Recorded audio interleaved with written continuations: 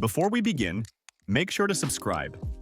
Each week, we share new stories that remind you of how powerful courage, love, and determination can be. Now, let's dive into the story of Ren, the boy who learned to fly through his fear. The sun rose gently over the coastal town of Aozora, painting the sky with gold and soft pink. Waves crashed far below the high cliffs, and the wind carried the scent of salt and promise. Ren stood there at the edge, a 17-year-old with dark hair tousled by the sea breeze, staring down at the glider resting beside him. His hands trembled slightly, even though he'd built this machine himself. In Aozora, everyone knew him as the best young mechanic around, yet he was also the one boy who never flew.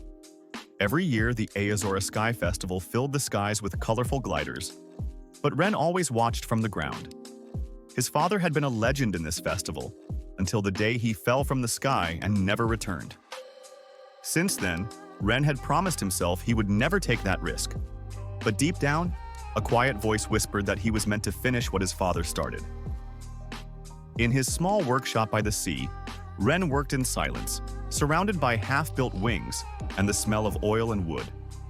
His childhood friend Mika walked in with her goggles hanging from her neck and grease smudged on her cheek.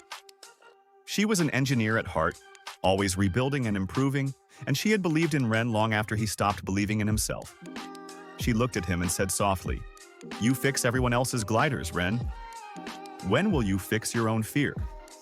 Ren just looked down. "You don't understand. The wind. It doesn't forgive mistakes." Mika smiled sadly and placed something in his hand, a pendant with a tiny blue feather sealed in glass.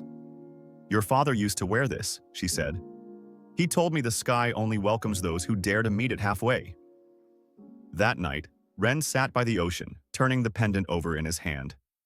He could almost hear his father's voice blending with the waves. Not words, just a feeling.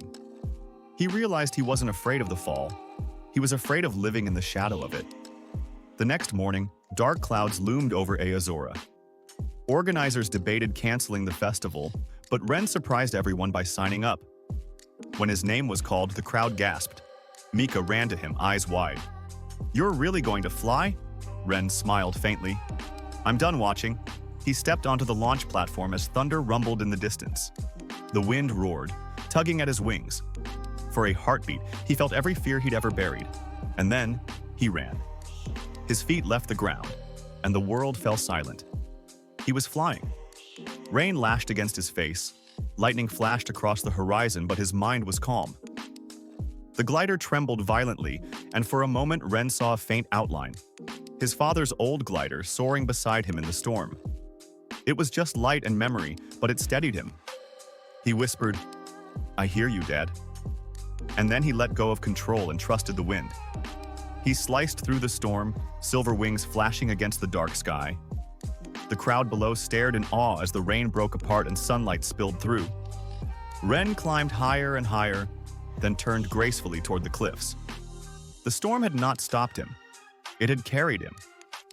When he landed, soaked but smiling, Mika ran to him, tears in her eyes. Ren handed her the pendant. "You were right," he said. "It wasn't about winning. It was about flying without fear."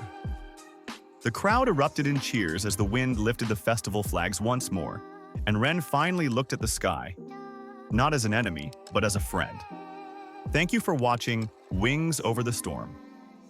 If Ren's courage inspired you to face your own fears, don't forget to subscribe and watch our other motivational stories. Because sometimes the storm you fear most is the one that helps you rise.